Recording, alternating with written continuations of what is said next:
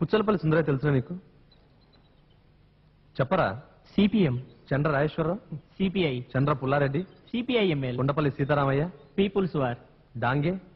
రేయ్, డాంగే తెలుసు, జ్యోతిబస్ తెలుసు, చారు మజుందార్ తెలుసు, మావో తెలుసు, మార్క్స్ తెలుసు. చాలా ఇంకా ఇన్ఫర్మేషన్ ఏమైనా కావాలా? ప్రపంచ చరిత్ర మొత్తం తెలుసు నీకు, కానీ ఈయన గురించి మాత్రం తెలియదు. శ్రీకాంత్, అందరికందరూ తెలియాలని ఏముందిరా? అందరికందరూ తెలియకపోయినా పర్లేదు, మన రీసెర్చ్ స్కాలర్స్ మీకు తెలియపడమేంద్రా? అదేరా మా తెలంగాణ చేసుకున్న దౌర్భాగ్యం.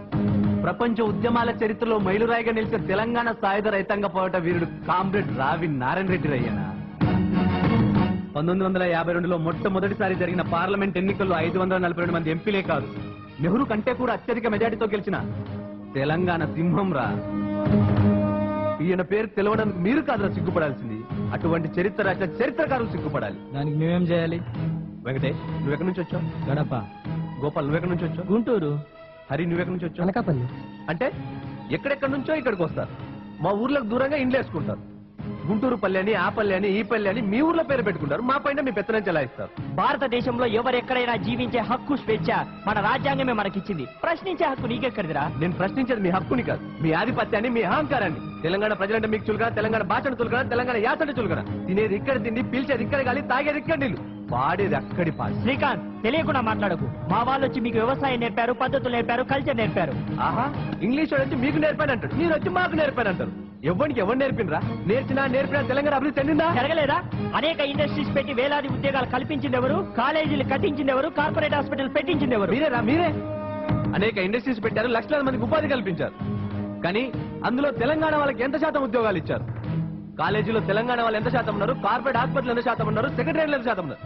గవర్నమెంట్ ఉద్యోగాలు ఎంత శాతం ఉన్నారు? న్యాయస్థానంలో ఎంత శాతం ఉన్నారు? 70% మీరుంటే 20% మేమున్నాం.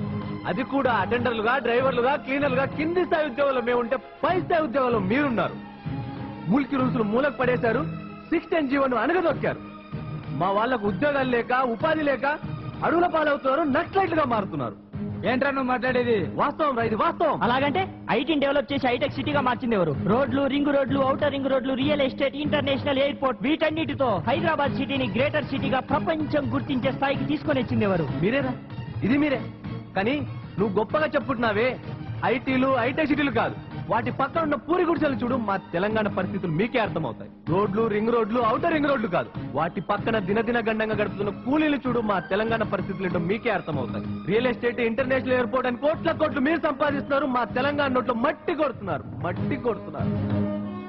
కృష్ణా, గోదావరి నదులు 70% తెలంగాణలో ప్రవహిస్తున్నా నల్గొండ జిల్లా ప్రజలు ఫ్లోరైడ్ నీళ్ళు తాగి అవిటి వల్ల అల్లాడుతున్న గుక్కే మంచి ఇచ్చే పరిస్థితి లేదు. నీళ్లు మీకుపోతున్నాయి, కన్నీళ్లు మాకు మిగులుతున్నాయి. 2 జీవనదుల మధ్య ఉన్న మా తెలంగాణ జీవమే లేకుండా పోతుందిరా. ఇన్ని అన్యాయాలు జరుగుతుంటే మీ రాజకీయ నాయకులు, మీ దొరలు, మీ పెత్తందారులు ఏం చేస్తున్నారా? నువ్వు వెళ్ళి వాళ్ళని అడుగు. అడుగుతాం, ఎవరినైనా సరే అడుగుతాం. తెలంగాణ ద్రోహం చేసేవాడు నీవాడైనా, నావాడైనా, వాడెవ్వడైనా సరే గల్ల పట్టు అడుగుతాం. తెలంగాణ రావాలని అడుగుతాం, తెలంగాణ కావాలని అడుగుతాం. ఇది నా ఒక్కడి గొంతు కాదు, 3.5 కోట్ల మా తెలంగాణ ప్రజల గొంతు.